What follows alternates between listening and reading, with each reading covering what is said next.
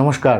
আপনারা সবাই কিন্তু হাড়ের ফ্র্যাকচারটা শুনেছেন, যেটা কি হাড় ভেঙে যায় কোনো অ্যাক্সিডেন্ট হলে বা কোথাও থেকে পড়ে গেলে। কিন্তু আপনি কি পেনিসের ফ্র্যাকচার শুনেছেন? হ্যাঁ, পুরুষ লিঙ্গের ফ্র্যাকচার। এটা হয়। এটা কখন হয়? যখন পুরুষ লিঙ্গটা স্ট্রেট থাকে, যখন এটার মধ্যে ইরেকশন থাকে, আর তখন যদি কোনো আঘাত লাগে ডিউরিং সেক্সুয়াল অ্যাক্ট বা তাছাড়াও, তখন কিন্তু যে পেনিসের কভারিং আছে ওটা ফেটে যায় আর একটা টক করে শব্দ হয়, আর তারপরে পেনিসটা ফুলে যায় আর টেড়ামেড়া হয়ে যায়। এটাকে আমরা পেনাইল ফ্র্যাকচার বলি। এই পেনাইল ফ্র্যাকচারটা খুবই মারাত্মক খারাপ জিনিস হতে পারে।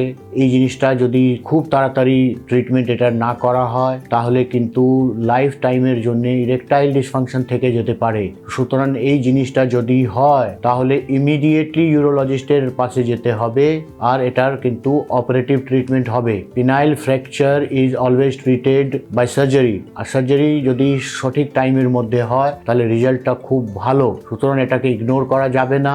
অনেক সময় আমাদের কাছে লোকজন আসেন, বলেন কি এটা তো 10 দিন আগে হয়েছিল, 8 দিন আগে হয়েছিল, বুঝতেই পারিনি, বা লজ্জা ছিল, লজ্জাবশ কাউকে বলতে পারিনি। এগুলো করবেন না। যদি এটা হয়, তাহলে ইমিডিয়েটলি ইউরোলজিস্টের কাছে যাবেন আর অপারেট করিয়ে আবার নর্মাল হয়ে যাবে। Thank you.